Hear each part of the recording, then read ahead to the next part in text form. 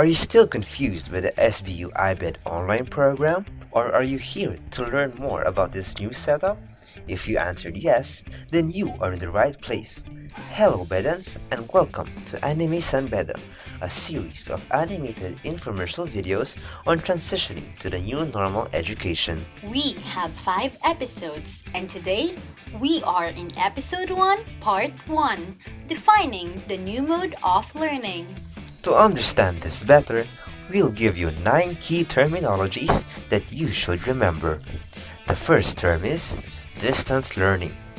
Due to the COVID-19 pandemic, this mode of learning is adopted as advised by DepEd. Your teachers will impart knowledge and lessons to you, students, while being distant from each other. Now, let us move on to our second term, online learning.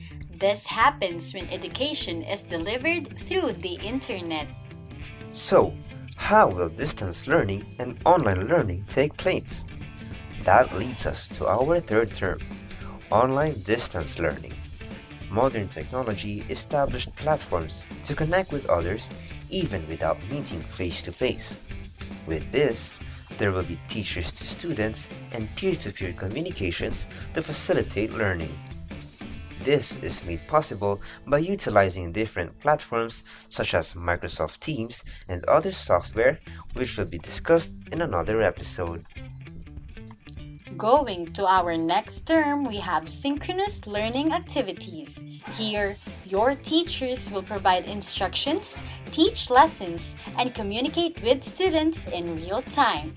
This is not only limited to virtual classes but also may happen in other co-curricular and extracurricular activities such as morning assemblies and club period. Our fifth term is asynchronous learning activities. This is the opposite of synchronous activities. Meeting virtually and facing your gadget for a long time is exhausting. It may even cause fatigue for participants. Because of this, asynchronous learning activities are made. Learning modules may be accomplished by students independently and at their own pace. This time we have our sixth term, the learning packets. These are print and non-print supplementary materials to aid the teachers in facilitating learning and students in understanding lessons.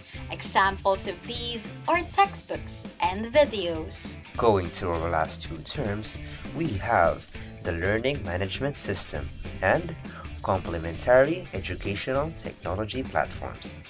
These are softwares that will be used to serve as an avenue for communication and information dissemination between the teachers or admins and the students.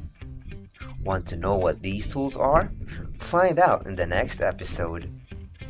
Now that you already know the 9 key terminologies for our new setup, we hope that you are more guided into the learning process this academic year.